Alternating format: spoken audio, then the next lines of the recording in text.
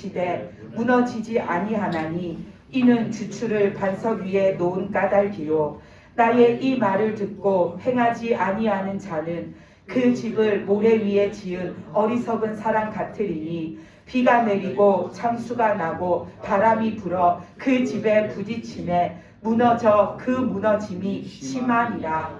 아멘.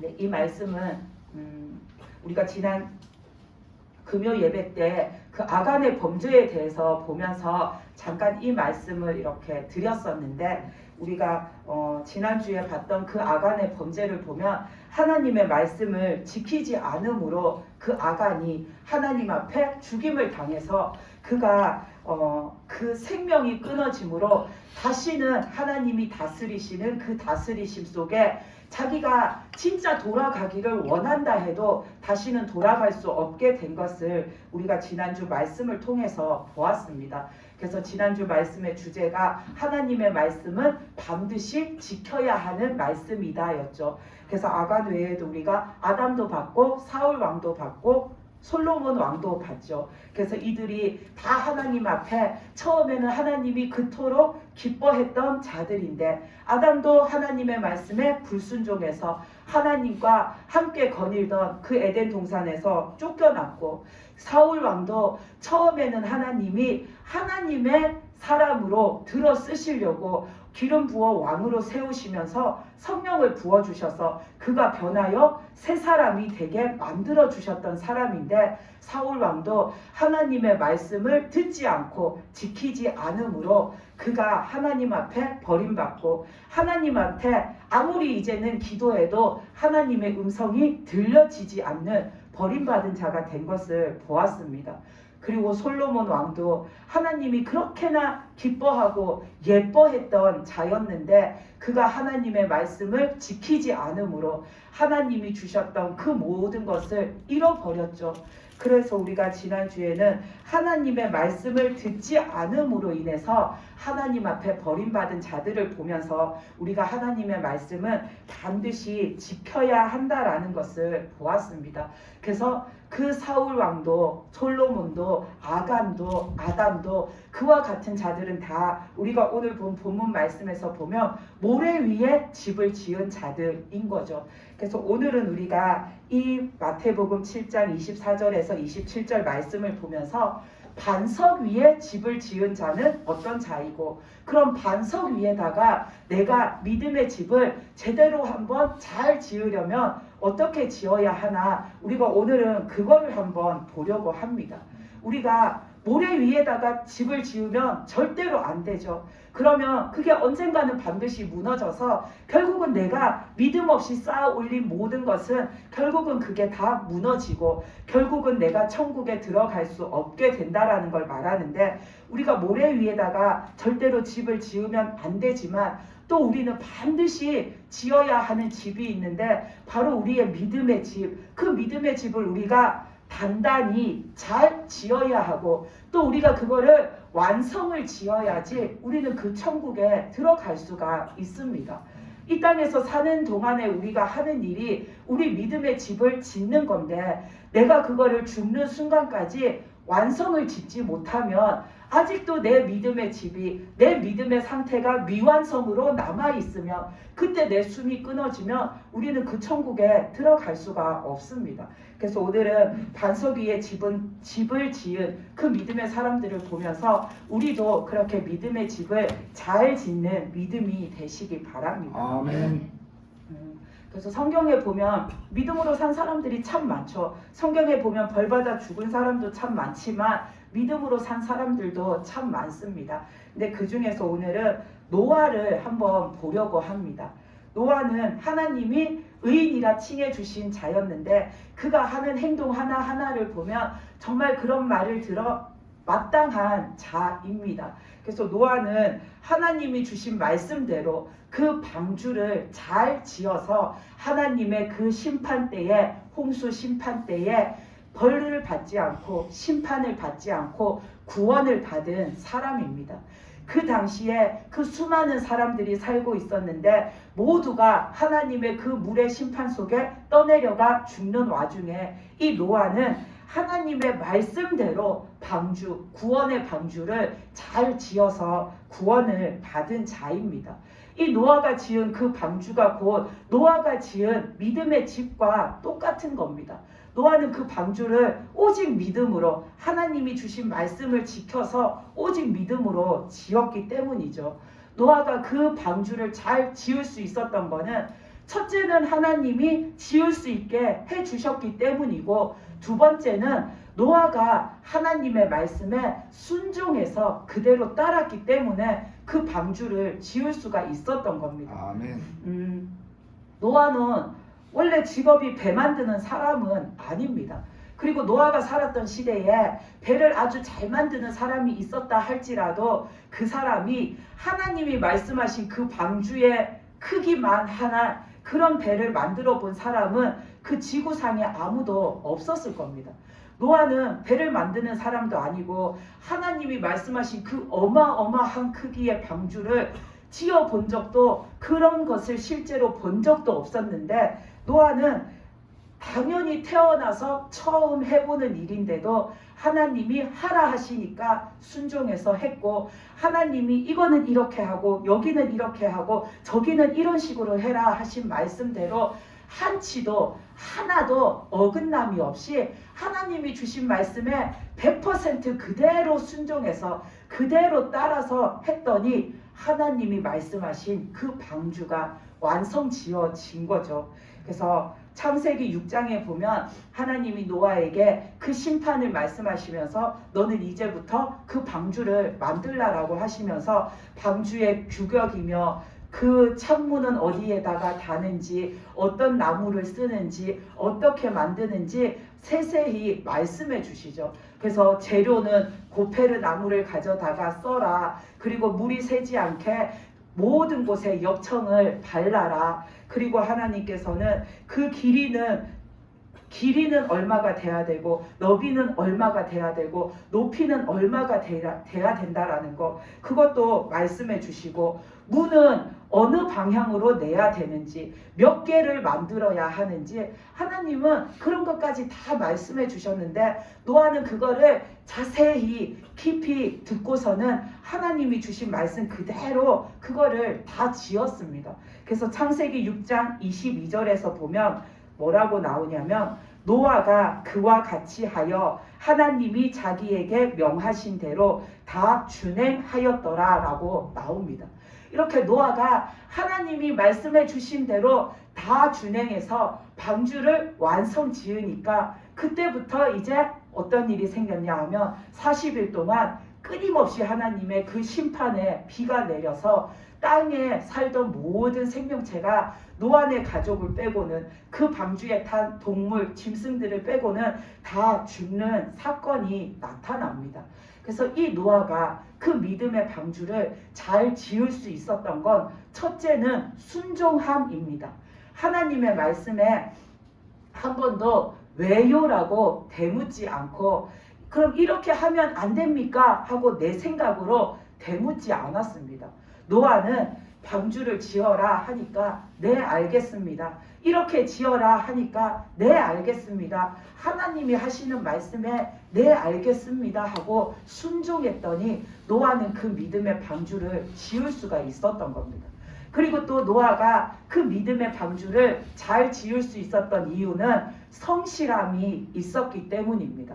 우리가 성경 말씀을 보면 노아는 그 방주 짓는 일이 수십 년에 걸쳐서 이루어진 건데도 보면은 노아는 그 방주 짓는 일을 하다 말고 한 것이 아니라 그게 처음 딱 시작해서 방주가 완성 지어지는 그날까지 쉬지 않고 꾸준히 그 방주를 짓는 것을 볼 수가 있습니다. 수십 년을 그 일을 하다 보면 어느 날은 하기 싫을 수도 있고 어느 날은 피곤할 수도 있고 어느 날은 지칠 때도 있고 또 어느 날은 하다가 내가 이거를 언제까지 해야 되나 싶은 생각이 들 때도 있고 또 어느 날은 자기 집에 뭔 일이 생길 수도 있겠죠. 근데 노아는 하다 말고 이게 아니라 처음부터 방주가 완성 지어지는 그날까지 쉬지 않고 성실하게 꾸준히 하나님의 말씀대로 그 방주를 지었기 때문에 하나님의 뜻대로 그 방주가 완성 지어질 수가 있는 겁니다. 우리들도 우리의 그 믿음을 잘 쌓아 올리려면 성실함도 있어야 합니다. 아멘. 첫째는 순종함이고 그 다음 성실함도 있어야 합니다.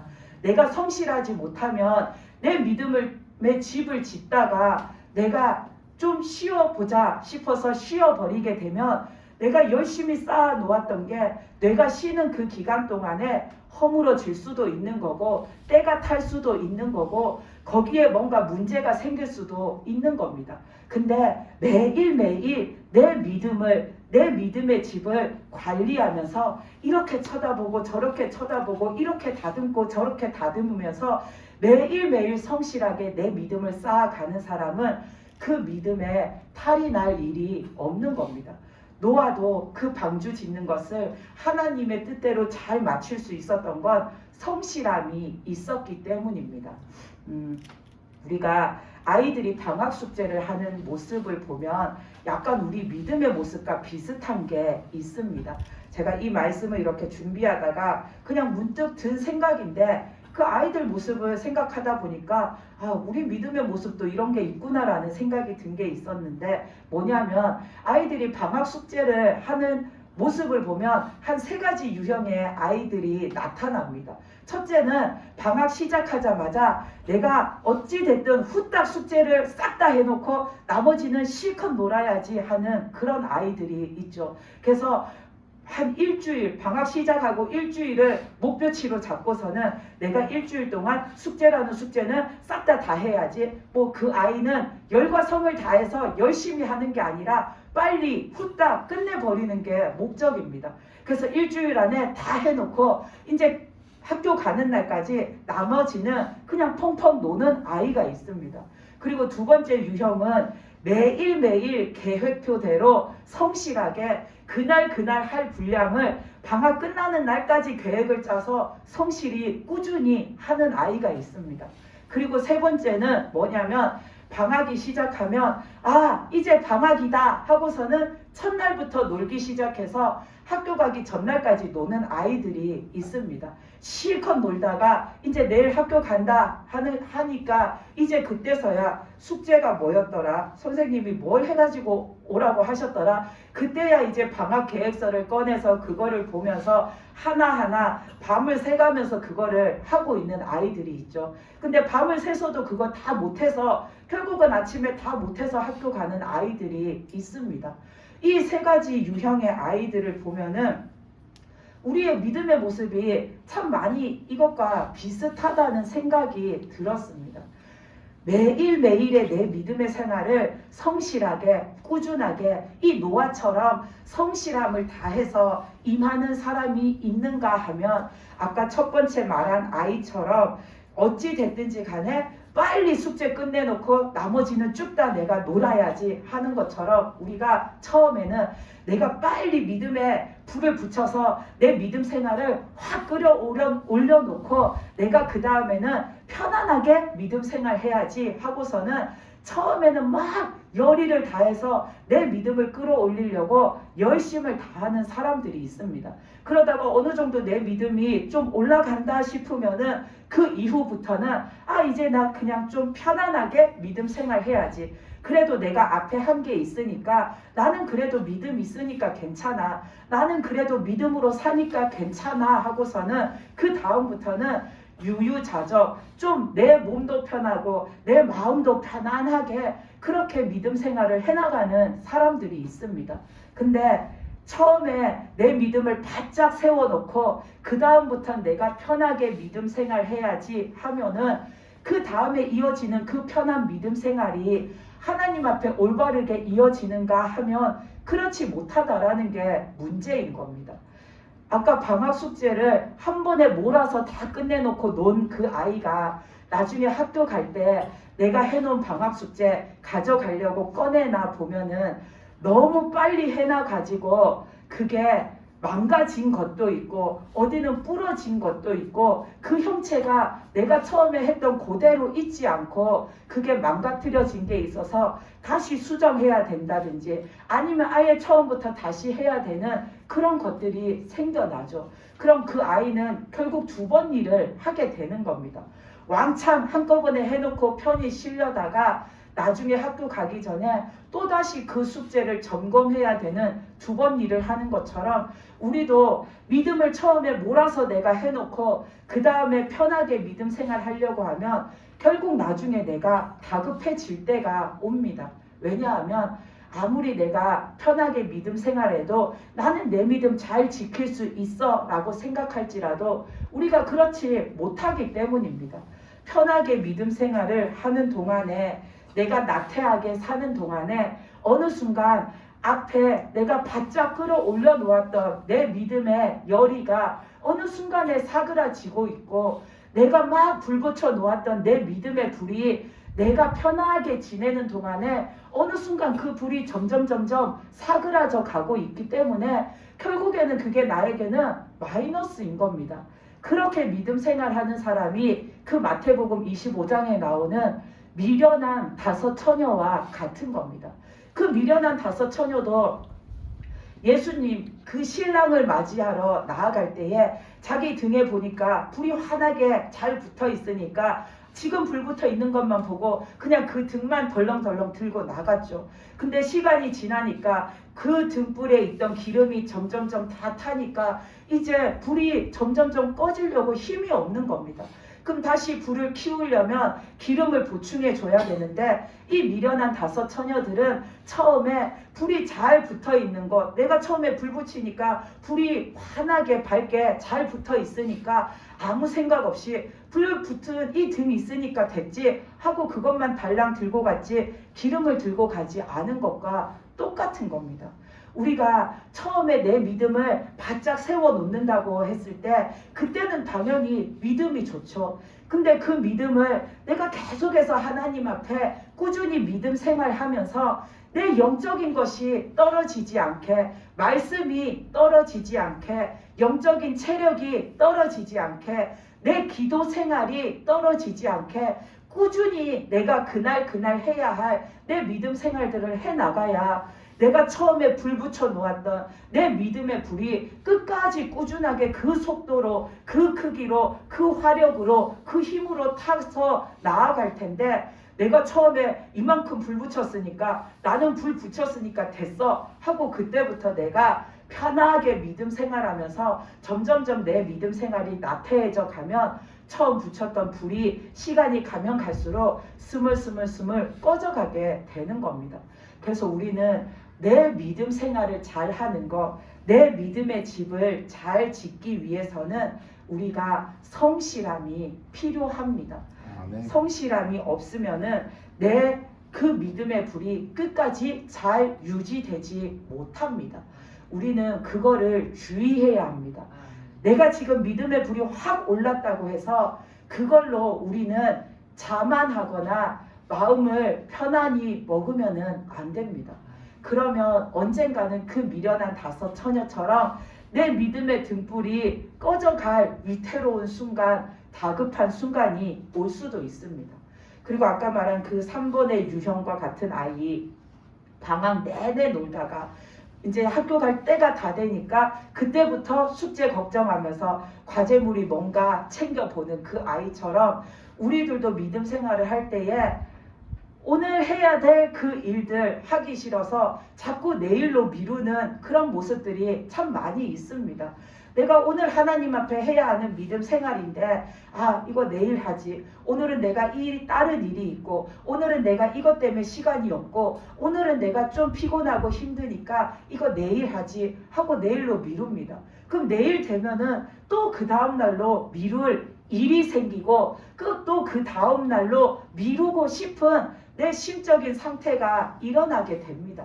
그러면 우리는 자꾸 미루면 나중에 내가 주님 앞에 서야 할 때가 왔을 때 나는 계속 미뤄서 내일 해야지 다음에 해야지 하다가 결국은 내가 하나님 앞에 섰을 때에 내 믿음이 없고 내 믿음의 집을 쌓아 올린 것이 없는 채로 그 빈 몸뚱이로 벌거숭이로 하나님 앞에 서게 되는 겁니다.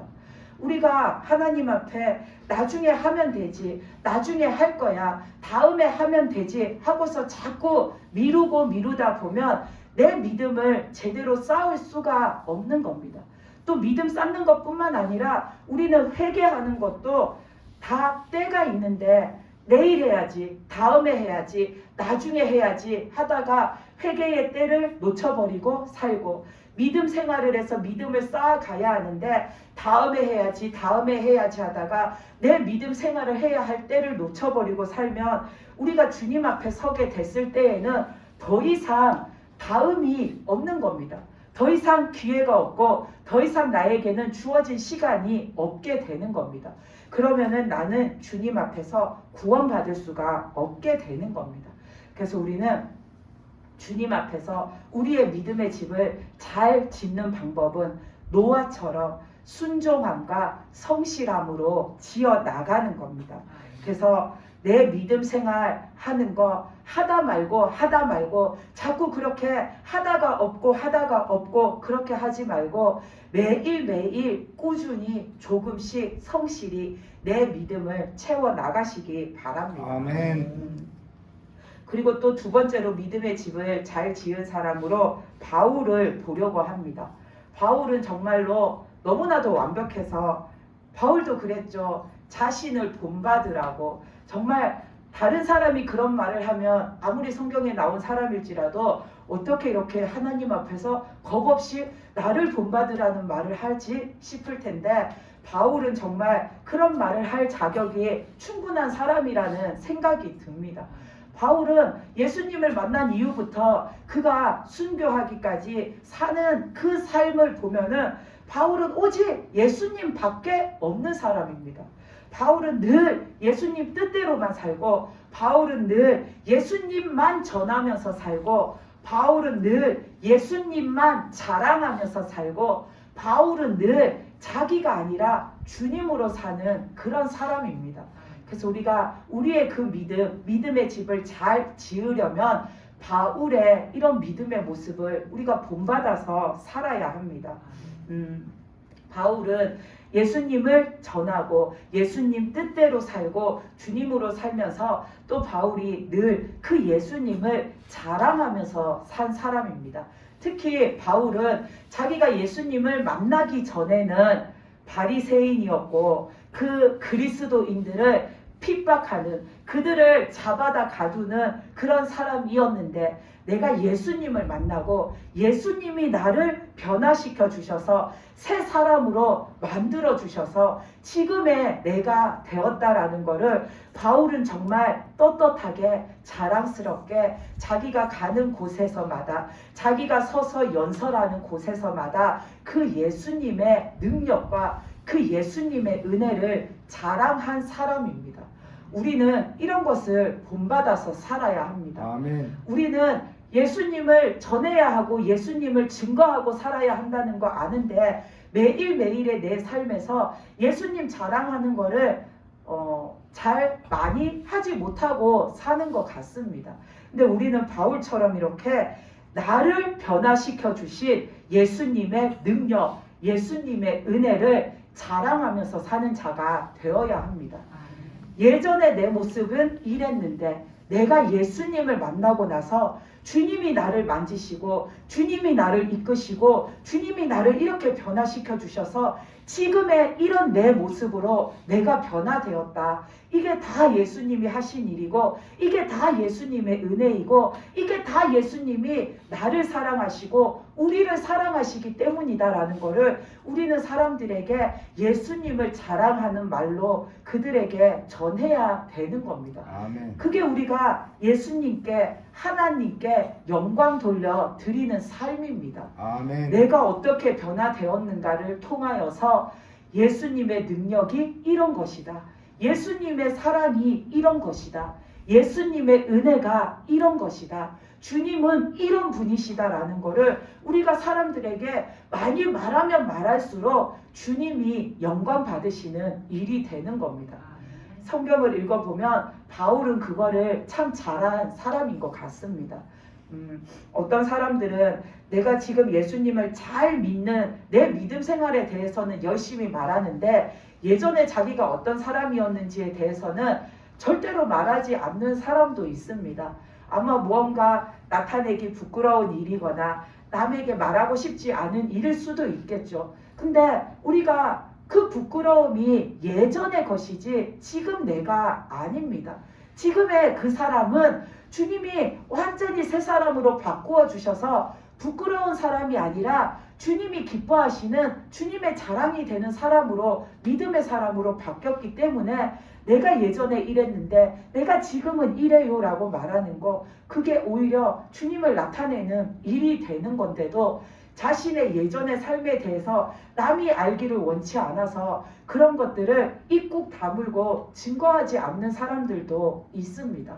근데 그렇게 살다 보면 다 그런 것은 아니지만 대체로 그 사람의 믿음 생활이 가식적인 믿음으로 변질될 수도 있습니다. 왜냐하면 계속해서 사람들 앞에 지금의 내가 믿음 생활 잘하는 것만 드러내 보이고 그것만 말하고 그것만 보여주려고 하니까 실제적인 내 본바탕의 모습이 어땠는지, 내가 어떤 사람이었는지 그거를 내가 자꾸만 덮으려고 하니까 나도 모르게 하나님 앞에서, 사람들 앞에서 가식적이 될 수도 있는 겁니다. 바로 그런 사람들이 성경에 나오는 바리새인들입니다. 이 바리새인들은 그 가식적인 믿음 때문에 하나님 앞에, 주님 앞에 늘 책망받았던 사람들이죠. 이 바리새인들은 자기들 마음속에는 믿음이 없으면서 늘 있는 척하고 자기들 마음속에는 하나님 앞에 부끄러움 투성이인데도 부끄러움이 하나도 없는 척하면서 그렇게 살았습니다. 다른 사람들 앞에 늘 믿음 좋은 척, 믿음 잘 지키는 척, 나는 믿음 생활을 이렇게 잘한다라는 거 늘 그것만 보여줬지 내 마음속에 뭐가 들어있는지, 내가 원래는 어떻게 살았는지 그런 거에 대해서 드러내지 않았습니다. 왜냐하면 바리새인들은 다른 사람보다 내가 낫기를 원했기 때문입니다. 그래서 다른 사람보다 나는 당연히 믿음이 좋은 사람이라 그런 것을 나타내야 하니까 내 스스로 나를 칭찬하고 내 스스로 나를 높이니까 하나님을 높일 수가 없고, 내가 내 스스로 내가 잘한다, 나는 지금 이렇게 믿음 생활 잘한다라는 거를 늘 드러내면서 살려고 하니까 내 의를 드러내서 내가 의로운 자라는 걸 내 스스로 증명하고 살려고 하니까 그들에게는 하나님을 높이고 하나님을 드러내고 하나님을 자랑할 것이 없는 겁니다. 나를 드러내서 나를 인정받는 사람으로 만들기에도 그들은 바쁜 거죠. 이것처럼 우리가 하나님이 나를 어떻게 변화시켜 주셔서 내가 지금 얼마나 은혜로운 삶을 사는가, 이거를 자꾸 말하면 말할수록 하나님께 영광을 돌려드리는 거고 나에게는 더 큰 복이 되는 겁니다. 아멘. 근데 바리새인들처럼 하나님이 주신 은혜는 그냥 꽁꽁꽁 묻어놓고 늘 내 의, 나의 가장 좋은 상태, 가장 좋은 모습, 나의 가장 좋은 것만 남에게 보여주고 살면 내가 어느 순간 가식 덩어리인 사람이 될 수도 있는 겁니다. 그래서 우리는 내 믿음을 잘 세워가려면 바울처럼 주님을, 하나님을 많이 자랑하면서 우리가 주님을 나타내는 그 말을 많이 하면서 그렇게 살아가는 사람이 되어야 합니다. 아멘. 그리고 또 바울도 보면은 하나님 앞에 정말 순종을 잘한 사람입니다. 노아도 순종을 잘했지만 이 바울도 정말 순종을 잘한 사람입니다. 바울은 뭐든지 간에 하나님이 말씀하시면 무조건 그 말대로 한 사람이죠. 그래서 몇 가지를 보면 그 주님이 바울에게 유대인들이 아닌 이방인에게 가서 너는 복음을 전해라 했을 때 바울의 입장에서 보면 유대인에게 가서 복음을 전하는 게 훨씬 유리한 점이 많을 수도 있습니다. 왜냐하면 바울은 그 유대인들의 사회 속에서 보면 학식이 되었든지 뭐가 되었든지 간에 갖추고 있는 것이 많은 사람입니다. 바리새파 사람이고 가말리엘 문학에서 그 남들이 다 이렇게 어려워하는 그 높이 평가하는 그 학문을 연구한 사람이고, 이 바울은 유대인들 속에 있으면은 정말 남들로부터 인정받을 수 있는 그런 것이 참 많이 있는 사람인데, 그 유대인들에게 가지 말고 바울이 누구인지도 모르는 이방인들에게 가서 복음을 전하라 했을 때, 이 바울은 하나님의 말씀에 순종해서 이방 지역으로만 다니면서 그는 그 주님에 대해서 전했습니다. 그리고 이 바울은 자신은 아시아에 가서 전도하고 싶었는데 하나님께서 마게도냐 지역으로 가라 하고서는 그렇게 기도하는 중에 환상으로 보여주셨을 때에도 바울은 자기가 가고 싶은 거, 자기 뜻하고는 정반대의 일인데도 하나님한테 다시 묻지 않고 그대로 순종했습니다. 그 사도행전 16장 10절에 보면은 6절부터 10절에 보면 이에 관한 말씀이 나오는데, 바울에게 하나님이 너는 마게도냐로 가서 복음을 전해라. 그래서 마게도냐 사람이 바울을 막 부르는 그 환상을 보여주셨을 때에 그 말씀에서 보면 바울이 뭐라고 했냐면, 그 환상을 바울이 보았을 때에 바울은 마게도냐로 떠나기를 힘썼다라고 했습니다. 곧장 마게도냐로 떠났다라는 겁니다. 그 이유는 하나님이 저 사람들에게 복음을 전하라고 우리를 부르신 줄로 인정했다라고 나와 있습니다. 하나님이 주신 말씀에 다시 되묻지도 않고 이건 하나님이 주신 말씀이니까 하나님의 뜻이야 하고 하나님의 뜻을 인정하고 즉시 순종해서 그 하나님의 뜻을 따라갔다라는 겁니다. 그리고 그 바울이 로마로 가라라고 했을 때 바울은 자기가 로마로 왜 가야 하는지 알고 있었습니다. 거기에 가서 복음을 전하는 게 자기 사명이지만 거기에 가서 죽는 것도 자기 인생의 마지막이라는 것도 알고 있었는데도 그 또한 바울은 하나님께 2번 되묻지 않고 하나님이 그렇게 하라 하시니까 순종해서 갔습니다. 그렇기 때문에 바울은 자기의 그 믿음의 집을 잘 지을 수가 있었던 사람입니다. 우리가 바울이 이 3가지 경우에 다 순종한 것을 보았는데, 우리에게 이런 경우가 왔을 때 우리는 어떨까 한번 생각해 보면, 바울에게 더 유리한 조건이 있는 그 유대 지역이 아닌 이방인에게 가서 전도하라 했을 때 바울은 순종했는데, 만약에 이와 같은 일이 우리에게 생겼을 때 우리는 하나님한테 어떻게 할까? 꼭 전도가 아니어도 만약에 나에게 익숙하고 내가 편하게 지낼 수 있는, 나는 이곳에서 살기 원하는데 하나님은 한 번도 들어보지도 가본 적도 없는 낯선 곳으로 너 가라 라고 했을 때 나는 예 알겠습니다 하고 그냥 한 번에 그 말씀을 받아서 순종해서 갈 수 있는지, 아니면 하나님 앞에 하나님 저는 여기가 잘 알고 익숙하고 편하고 좋은데 그냥 여기에 가서 살면 안 될까요? 하나님 여기에 가면 안 될까요? 하고 우리는 하나님께 2번, 3번 다시 기도하는 자는 아닌지 우리의 모습을 한번 생각해 보시기 바랍니다. 아멘. 만약에 하나님이 너 여기 말고 너 한 번도 가본 적 없어도 거기 가서 살아 라고 했을 때 우리가 하나님한테 하나님 그런데 여기는 제가 너무 잘 아는 곳이고 익숙한 곳이고 이런 것이 있어서 좋은 곳인데 저 여기 말고 여기 가면 안 될까요? 라고 우리가 2번, 3번 다시 기도하는 이유는 혹시라도 하나님이 내가 원하는 거 해주실까봐 우리가 기도하는 거죠. 혹시라도 하나님이 내가 원하는 거 해주실까봐 거기에는 이미 내 뜻이 있습니다. 내가 원하는 거 그게 들어가 있는 거죠. 그렇기 때문에 그것은 하나님 앞에 온전한 순종이 아닙니다. 내 뜻과 달라도 바울처럼 하나님이 말씀하시면 2번 묻지 않고 네 알겠습니다 하는 게 바로 하나님 앞에 우리가 순종하는 겁니다. 그 바울은 아시아에 가고 싶은데 하나님이 마게도냐로 가라 라고 했을 때에도 즉시로 순종했죠.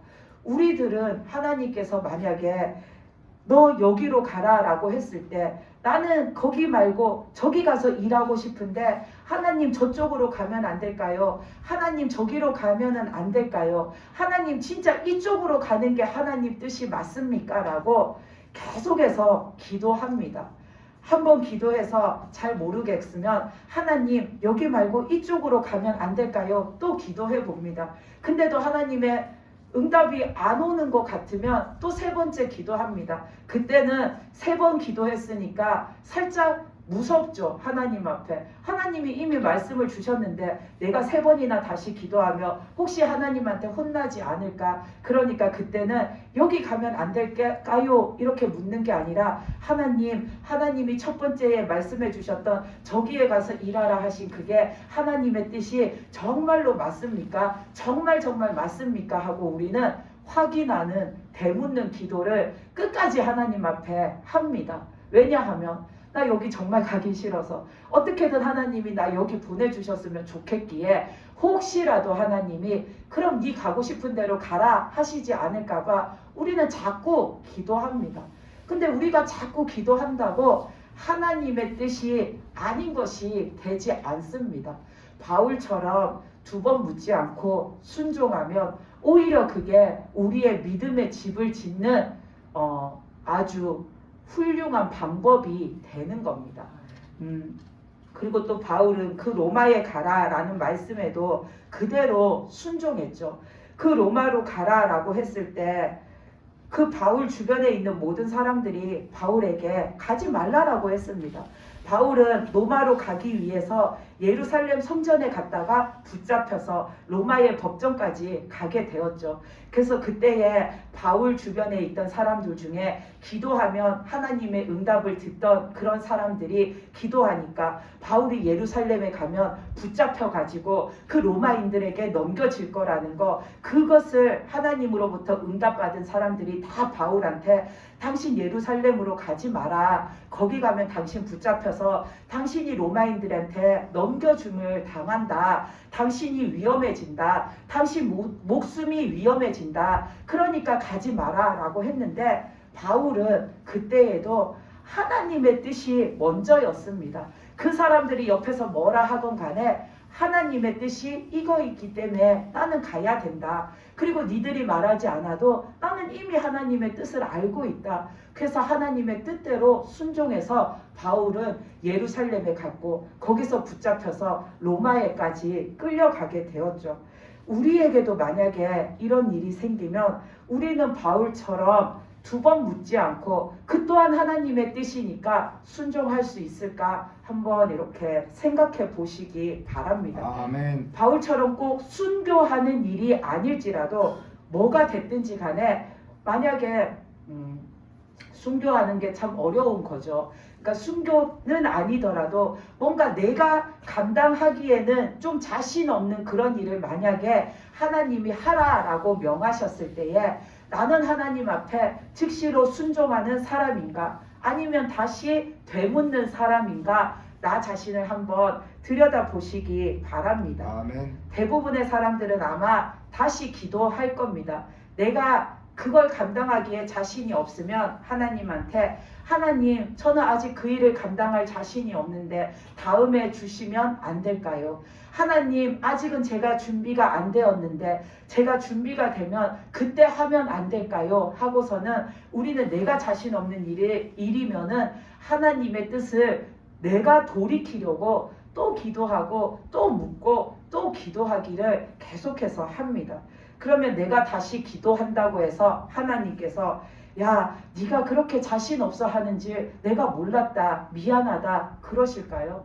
네가 아직 준비되어지지 않은 걸 내가 몰랐다 그래서 너한테 하라고 했다라고 하나님이 우리한테 미안하다라고 하실까요? 절대 아닙니다. 내가 준비 안 되어 있는 것도 하나님이 아시고 당연히 내가 자신 없어 할 거라는 것도 하나님이 아시고 내가 그 일을 벅차하고 두려워하고 겁낼 거라는 거 하나님도 아십니다. 근데 하나님이 구태여 나에게 지금 그 말씀을 하시는 것 그게 지금 나한테 필요한 일이고 그게 지금 내가 해야 하는 일이고 또 그것이 지금 하나님의 뜻이기 때문에 하나님이 말씀하시는 겁니다. 그러면 우리는 내가 좀 감당하기 버거울 것 같고 힘들 것 같고 막상 하려니까 겁부터 난다 할지라도 하나님이 하라 하셨으니 하나님이 이끄실 것을 믿음으로 우리는 바울처럼 그렇게 순종하는 자가 되어야 합니다. 그래서 우리가 하나님 앞에 믿음을 들여서 사는 것, 내가 믿음 생활을 잘 한다라는 것은 하나님의 말씀에 순종하는 삶입니다. 이 순종하는 삶은 노아가 그런 것처럼 바울이 그런 것처럼 두 번, 세 번 하나님한테 대물어서 내 원하는 쪽으로 가려는 것이 아니라 하나님의 말씀이 딱 나에게 주어지면 다시 되묻지 않고 그대로 네 알겠습니다 하고 순종하는 그 순종함이 우리에게 있어야 우리의 믿음의 집을 잘 지을 수가 있습니다. 그리고 그 바울처럼 늘 주님의 은혜를, 주님의 능력을, 주님이 어떻게 내 인생에 관여하셨고 역사하셨는지 자랑하는, 우리는 주님을 자랑하는 그 입을 쉬지 않는 것이 주님께 영광 돌려드리는 일입니다. 아멘. 그리고 그 노아처럼 성실히 살아가는 것, 그게 내 믿음의 집을 짓다가 허물어뜨리지 않는 방법입니다. 그래서 우리는 순종함과 성실함, 그것으로 우리의 믿음을 잘 지어가야 합니다. 아멘. 그래서 우리가 오늘 읽은 본문 말씀에서 보면 그 반석 위에 집 짓는 자, 믿음의 집을 잘 짓는 자는 하나님의 말씀, 주님이 주시는 말씀을 듣고 그대로 잘 따르는 자라고 했습니다. 우리는 하나님의 말씀을 들었으면 순종해서 잘 따르시기 바랍니다. 아멘. 하나님의 말씀을 듣고 그 말씀을 잘 따라 사는 자는 믿음의 집을 잘 지을 수밖에 없습니다. 왜냐하면 하나님의 말씀을 듣고 하나님의 말씀대로 사는 자는 늘 하나님한테 묻고 살기 때문에 하나님 앞에 어긋남이 없습니다. 내가 하나님 말씀 듣고 하나님 말씀 지켜 사는 자는 늘 하나님의 뜻이 뭔지를 묻고 살기 때문에 하나님 앞에 내가 잘못 행하지를 않는다는 겁니다. 그리고 또 그렇게 사는 자는 늘 기도하면서 자신이 하나님의 뜻대로 사는 자가 되게 해달라고 간구하면서 살기 때문에 하나님 앞에 어긋날 수가 없습니다. 그리고 또 하나님의 말씀대로 사는 자가 믿음의 집을 잘 지을 수 있는 이유는 하나님의 말씀대로 살다 보면 우리가 연단받는 일이 분명히 옵니다. 그게 크든 작든 내 인생에 몇 번에 걸쳐서 우리가 연단받을 일이 생깁니다. 근데 하나님의 말씀대로 사는 자는 또 말씀을 붙들고 그 말씀으로 나에게 온 연단을 믿음으로 잘 견뎌냄으로 인하여서 내 믿음을 더 강하게 만들어 가기 때문에 그런 사람은 자기의 믿음의 집을 하나님 앞에 잘 지을 수밖에 없는 겁니다. 그래서 하나님의 말씀을 듣고 하나님의 말씀대로 사는 자는 늘 하나님께 묻고 살고 하나님께 늘 내 믿음을 붙들어 달라고 기도하고 살고 또 나에게 주어진 그 연단도 내 믿음을 키워나가는 것으로 훈련받아 살기 때문에 믿음의 집이 잘 지어질 수밖에 없는 겁니다. 우리 모두 그런 믿음이 되시기 바랍니다. 아멘. 그래서 우리는 믿음의 집을 잘 짓기 위해서 늘 하나님의 말씀에 귀 기울여 사는 자가 되어야 합니다.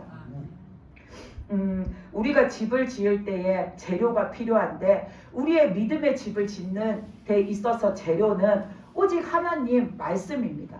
하나님의 말씀으로 우리는 우리 믿음을 쌓아 올라가는 거고 하나님의 말씀으로 우리가 그 믿음의 집을 튼튼히 지어가는 겁니다. 근데 내가 하나님의 말씀이 아닌 내 고집, 내 생각, 세상적인 것들을 거기다 섞어서 짓게 되면 바로 이 모래 위에 지은 집과 같이 부실 공사가 돼서 언젠가는 무너지게 되는 겁니다. 그래서 우리의 집을 짓는 데에 가장 적합한 재료인 하나님의 말씀, 그 말씀을 늘 우리의 마음에 두고 내 삶에 두어서 우리의 믿음을 잘 쌓아 올라가야 합니다. 그리고 또 우리가 집 지을 때 필요한 게 설계 도면이 있어야 하잖아요. 집 짓는 사람들 보면은 아무도 자기 머릿속에 대충 나는 이런 집을 지을 거야 머릿속에 생각으로 그려놓은 대로 그거 가지고 어림짐작으로 대충 집을 짓는 사람은 없습니다. 그 설계 도면 보면서 아, 문은 이쪽에다가 어디쯤에 해야 되고 집의 방향은 어떻게 해야 되고 여기에는 뭐를 해야 되고 칸막이는 어떻게 해야 되고 그 도면에 나와 있는 대로 지어야지 그 집이 완벽하게 지어질 수가 있는 거죠. 그래서 우리가 믿음의 집을 지을 때에 우리는 그 설계 도면이 필요합니다. 우리가 믿음의 집을 지을 때에도 아, 믿음 생활 이렇게 하면 되겠지 하고 내 머릿속으로 생각한 대로 내가 짐작하는 어린 짐작으로 그냥 믿음 생활을 그렇게 대충 하면은 결국 하나님 앞에 나는 제대로 된 믿음을 쌓아갈 수가 없습니다. 그래서 내가 하나님의 말씀을 들었는데 그것을 들어도 우리는 뭔가 보고 따를 대상이 필요합니다. 그게 바로 설계 도면과 같은 겁니다. 집을 지을 때 설계 도면에 나와 있는 대로 거기에 규격대로 그렇게 지어가는 것처럼 우리가 믿음 생활을 할 때 내 믿음 생활을 제대로 하기 위해서 우리가 이렇게 비교 대상으로 보아야 할 것이 필요한데 그 역할을 해주시는 분이 바로 예수님입니다. 예수님이 어떻게 사셨나? 예수님이 무엇을 하셨나? 예수님이 어떻게 하셨나? 우리가 그것을 보면 하나님 앞에 나는 어떻게 살아야 잘 사는 거고 무엇을 해야 하나님이 원하시는 일이고 내가 어떤 식으로 해나가야 하나님의 뜻대로 내가 합당한 믿음으로 사는지가 보여집니다. 그래서 우리는 내 믿음 생활의 설계도가 바로 예수님이십니다. 그 예수님 보면서 예수님이 이때는 이렇게 하셨고 이럴 때는 이런 말씀을 하셨고 이럴 때는 이런 식으로 주님은 이것을 풀어나가셨구나. 그런 것 우리가 다 본받으면서 예수님이 하신 그대로 우리가 살아가면 우리는 하나님 앞에 튼튼한 믿음의 집을 쌓을 수가 있는 겁니다. 아멘. 그리고 또 우리가 오늘 본 노아나 바울처럼 성경에 나오는 믿음으로 살았던 하나님이 인정하신 믿음의 사람들 그 모습을 보면서 이 사람들은 하나님 앞에 어떻게 살았나 그거 보면서 우리가 따라 살면 우리는 우리의 믿음을 하나님 앞에 잘 지을 수가 있는 겁니다. 그래서 하나님의 말씀을 잘 지켜 순종하고 또 그 순종함을 우리는 천국 가는 날까지 꾸준히 성실히 잘 함으로 하나님 앞에 믿음의 집을 잘 지어가는 저와 여러분이 되시기를 바랍니다. 아멘. 기도 드리시겠습니다.